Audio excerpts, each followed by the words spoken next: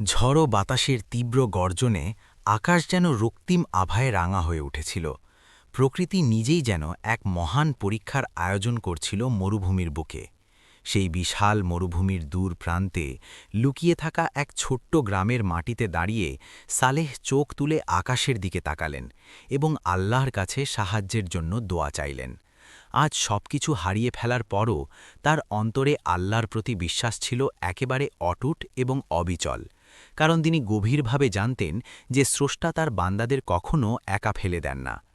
Baghdad থেকে কিছুটা দূরে অবস্থিত সেই ছোট্ট গ্রামে সালেহ বাস করতেন। তিনি ছিলেন একজন গরিব মেষপালক, যার কাছে ছিল শুধু 2টি ছাগল আর একটি পুরনো কুঁড়েঘর। মানুষ তাকে দুর্বল ভাবত, কিন্তু তার হৃদয় ছিল ঈমানের সাগর। সালেহ প্রতিদিন খুব ভোরে ঘুম থেকে উঠতেন এবং ফজরের নামাজ পড়ে নিজের ছাগলগুলোর দুধ দোয়াতেন। তিনি সেই দুধ বাগদাদে বিক্রি করতে যেতেন এবং যে সামান্য টাকা পেতেন তাতেই আল্লাহর শুকরিয়া আদায় করতেন। তার স্ত্রী নূরা অসুস্থ থাকতেন এবং তার চিকিৎসার জন্য কোনো টাকা ছিল না, কিন্তু সালেহ কখনো হতাশ হতেন না। তার পূর্ণ বিশ্বাস ছিল যে আল্লাহ তাকে সাহায্য করবেন। এক রাতে এক ভয়ঙ্কর তুফান এলো। বাতাস এত জোরে বইছিল যে সালেহের কুঁড়েঘর উড়ে গেল, তার ছাগল দুটিও কোথাও পালিয়ে গেল। সকাল হলে সালেহের কাছে আর কিছুই অবশিষ্ট ছিল না। গ্রামবাসী বলতে লাগল সালেহের কপাল খারাপ, কিন্তু সালেহ সেজদায় মাথা নত করে দিলেন। তিনি আকাশের দিকে হাত তুলে বললেন, হে আল্লাহ, তুমি জানো আমি কখনো হারাম খাইনি আর কখনো কারো খারাপ চাইনি। তোমার ফয়সালায় নিশ্চয়ই কোনো মঙ্গল আছে যা আমি দেখতে পাচ্ছি না। আমি তুমি ছাড়া আর কারো কাছে হাত পাতব না এবং তোমার ওপর ভরসা রাখব। পরের দিন সালেহ সিদ্ধান্ত নিলেন যে তিনি বাগদাদে যাবেন এবং মজদুরি করবেন। নূরা বললেন, শহরে ধনীদের দুনিয়া, সেখানে গরিবের কেউ নেই। সালেহ মুচকি হেসে বললেন, আল্লাহ সব জায়গায় আছেন, যে তার ওপর ভরসা করবে তিনি তাকে অবশ্যই রাস্তা দেখাবেন। এরপর তিনি সফরে বেরিয়ে পড়লেন। বাগদাদের রাস্তায় হাঁটতে হাঁটতে সালেহ অবাক হয়ে দেখছিলেন কত বড় বড় প্রাসাদ আর কত জৌলুস। মানুষ দামি পোশাক পরে ঘুরে বেড়াচ্ছে। সালেহের পরনে ছিল পুরনো কাপড় এবং কেউ তাকে কাজ দিচ্ছিল না। সবাই তাকে দেখে মুখ ফিরিয়ে নিচ্ছিল। অবশেষে সন্ধ্যা হল এবং সালেহ ক্ষুধার্ত তৃষ্ণার্ত অবস্থায় একটি মসজিদে বসেছিলেন। তিনি অজু করলেন এবং মাগরিবের নামাজ পড়লেন। নামাজের পর এক বৃদ্ধ দরবেশ তাকে দেখলেন, যার চোখে ছিল এক অদ্ভুত চমক।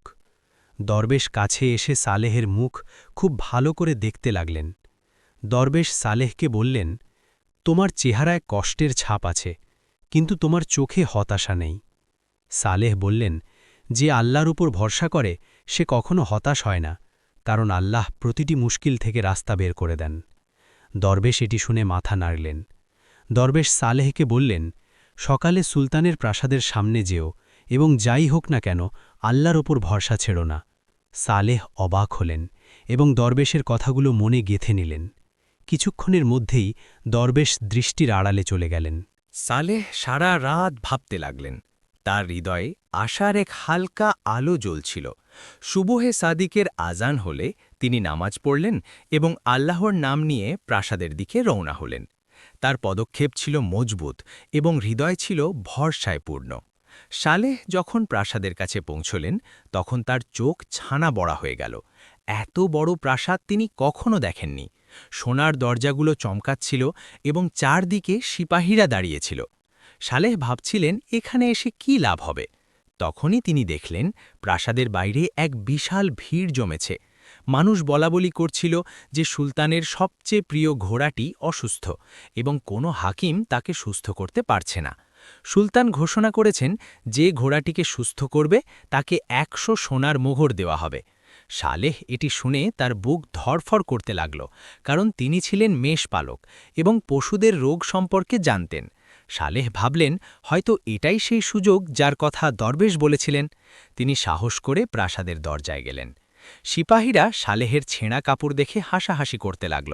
তারা বলল, তোমার মতো ফকির সুলতানের ঘোড়াকে কিভাবে ঠিক করবে? এখান থেকে চলে যাও, নতুবা মার খাবে। সালেহ বললেন, আমি গরিব ঠিকই, কিন্তু আল্লাহ আমাকে পশুদের বোঝার জ্ঞান দিয়েছেন। আমাকে একটি সুযোগ দিন। যদি আমি ব্যর্থ হই তবে আপনারা যা সাজা দেবেন আমি তা মেনে নেব। সিপাহীরা তার সাহস দেখে অবাক হল। তারা উজিরকে খবর দিল এবং বাধ্য হয়ে সালেহকে ভেতরে ডাকা হল। সালেহ যখন আস্তাবলে প্রবেশ করলেন তিনি দেখলেন একটি সুন্দর সাদা ঘোড়া মাটিতে পড়ে আছে। তার চোখ বন্ধ ছিল এবং নিঃশ্বাস নিতে কষ্ট হচ্ছিল। বড় বড় হাকিম মাথা নিচু করে দাঁড়িয়েছিল।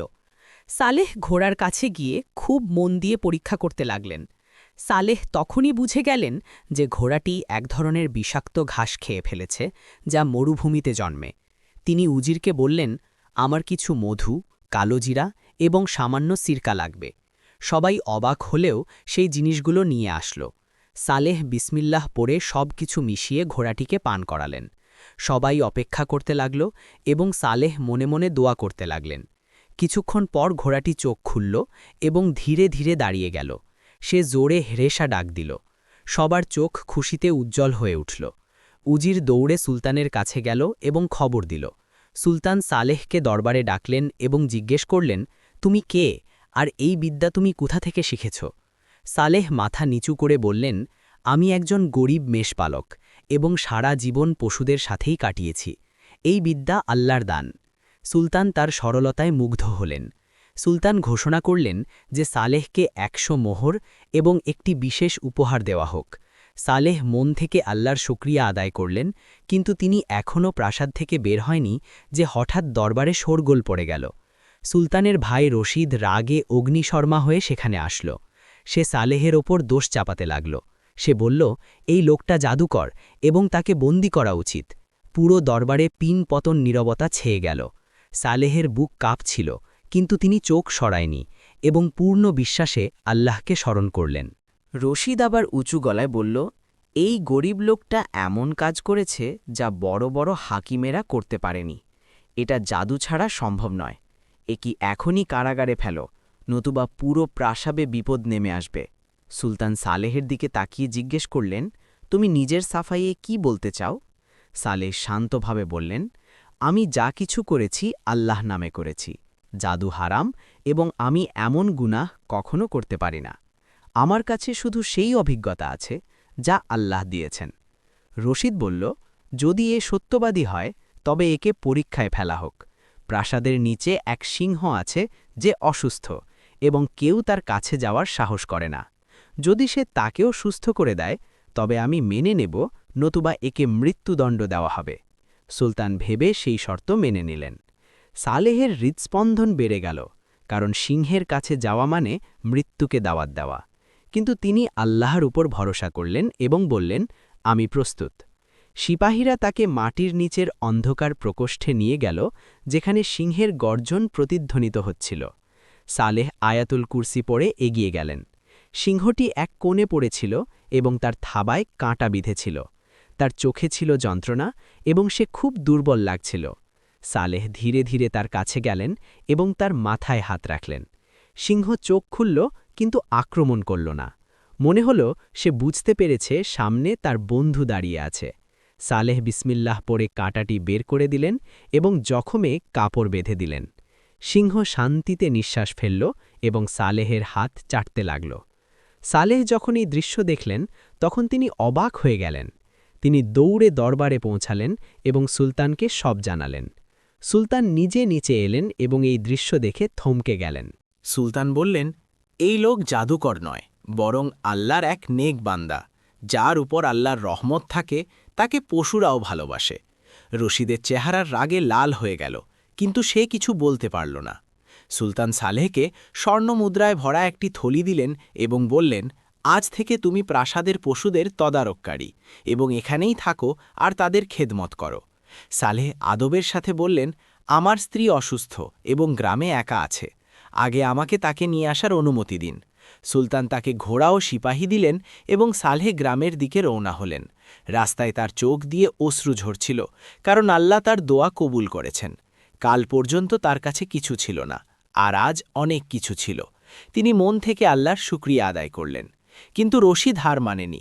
সে গোপনে তার লোক সালেহের পেছনে পাঠিয়েছিল এবং তার ইচ্ছা ছিল পথেই সালেহকে মেরে ফেলা এবং সুলতানকে বলা যে ডাকাতরা তাকে মেরে ফেলেছে। সালেহ এই ষড়যন্ত্র সম্পর্কে জানতেন না এবং বিপদ তার ঘাড়ের কাছে চলে আসছিল। সালেহ ঘোড়ায় সাওয়ার হয়ে নিজের গ্রামের দিকে যাচ্ছিলেন এবং মনে মনে আল্লাহর শুকরিয়া আদায় করছিলেন। রাত ঘনিয়ে আসছিল এবং রাস্তা ছিল একেবারে নির্জন। হঠাৎ তিনি পেছনে ঘোড়ার খুরের শব্দ শুনতে পেলেন। তিনি ঘুরে দেখলেন অন্ধকারে কিছু ছায়া দেখা যাচ্ছে, যা দ্রুত তার দিকে এগিয়ে আসছে। সালেহ ঘোড়াকে আরও জোরে দৌড় করালেন, কিন্তু সেই ছায়াগুলো আরও কাছে চলে আসলো।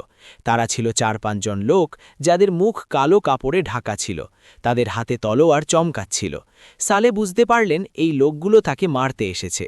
তিনি আল্লাহর নাম নিলেন এবং ঘোড়াটিকে মরুভূমির দিকে ঘুরিয়ে দিলেন। মরুভূমিতে অন্ধকার আরও ঘনীভূত হচ্ছিল এবং বালির পাহাড় চারদিকে ছড়িয়েছিল। সালেহ পুরো শক্তিতে পালাচ্ছিলেন এবং হঠাৎ ঘোড়াটি হোঁচট খেয়ে পড়ে গেল। সালেহ মাটিতে আছাড় খেলেন এবং তার পায়ে প্রচণ্ড চোট লাগল। সেই লোকগুলো সেখানে পৌঁছে গেল এবং সালেহকে ঘিরে ধরল। এখন বাঁচার কোনো পথ ছিল না। এক লোক তলোয়ার তুলে বলল, রশিদের সালাম নাও, আজ তোমার মৃত্যু নিশ্চিত।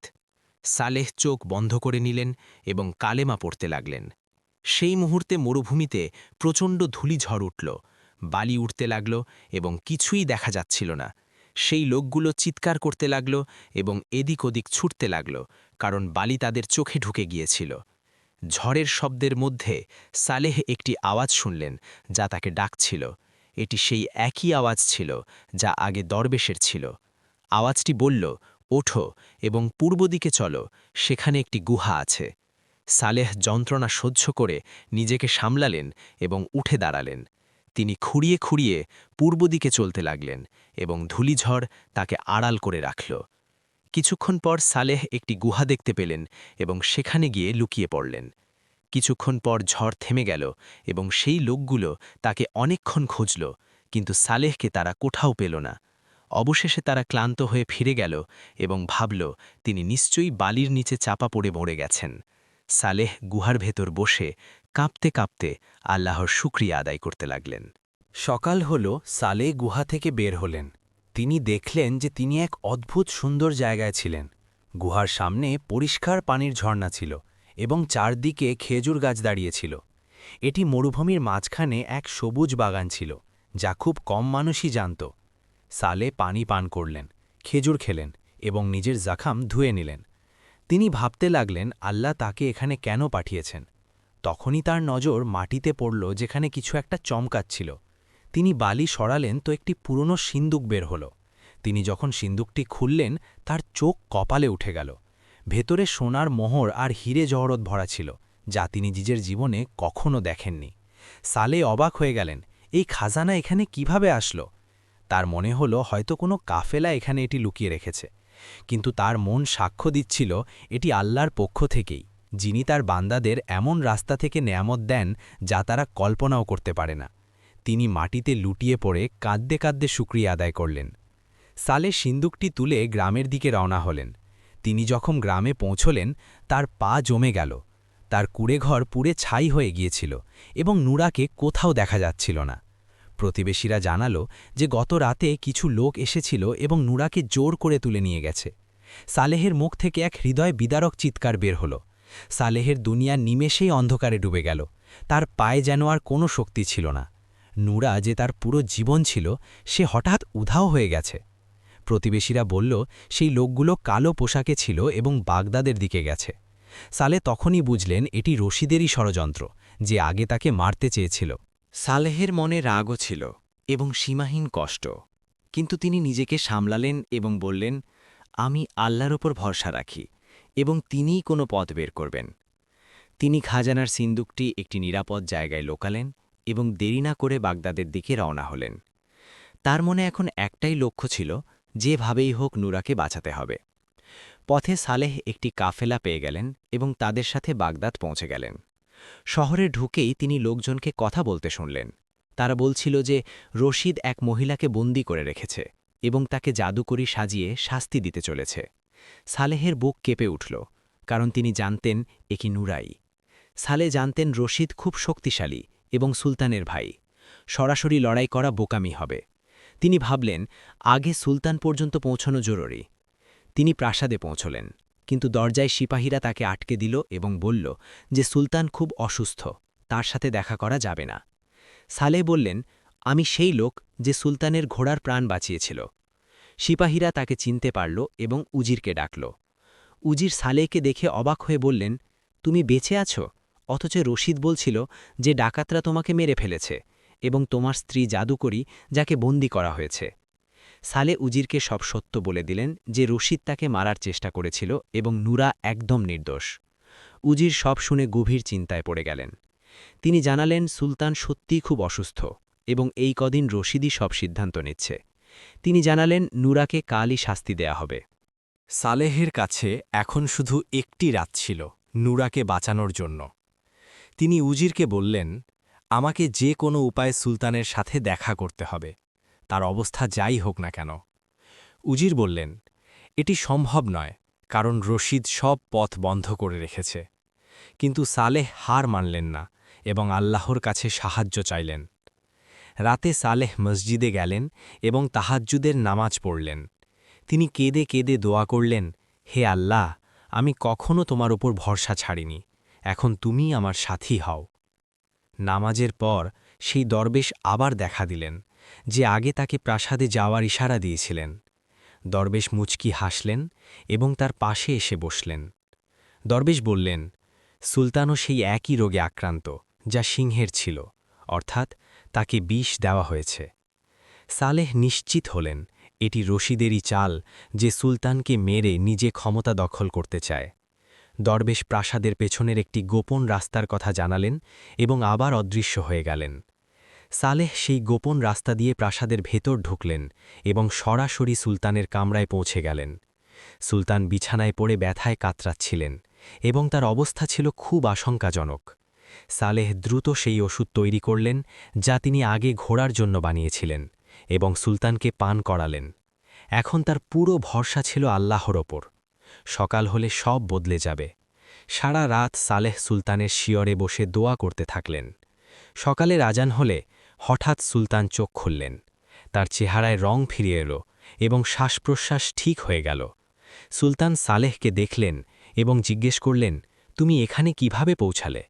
সালেহ যা যা ঘটেছিল সব সততার সাথে বলে দিলেন।